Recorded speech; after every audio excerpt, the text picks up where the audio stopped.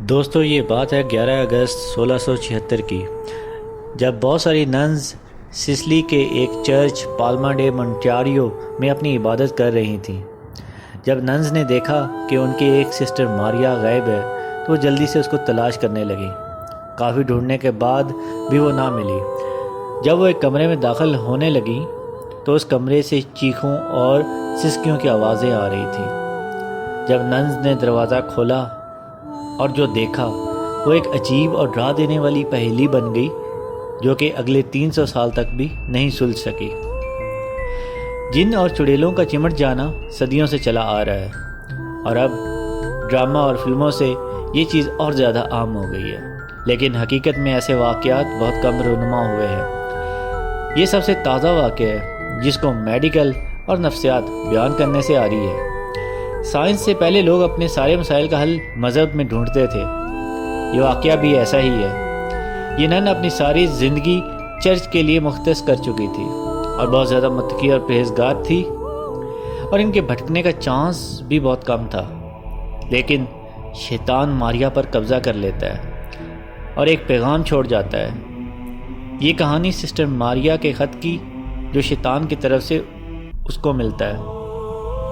15 سال کی عمر میں سسٹر ماریا نے چرچ کو جوائن کیا، لیکن آہستہ آہستہ شیطان اس پر حاوی ہونے لگا۔ اس کی حالت عجیب و غریب ہونے لگی۔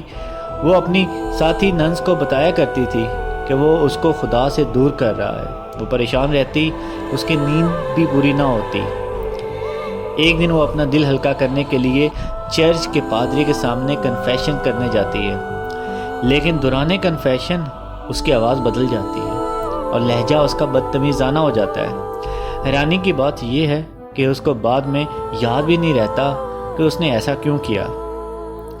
ایک دن وہ عبادت کے لیے بھی نہیں آتی اور جب اس کو ڈھونڈا جاتا ہے تو وہ اپنے کمرے میں بہت ہی بھیانک حالت میں ملتی ہے۔ اس کے آس پاس بہت سے کاغذ پڑے ہوتے ہیں اور ان پر ایک نہ سمجھ آنے والی زبان میں ایک تحریر لکھی ہوتی ہے۔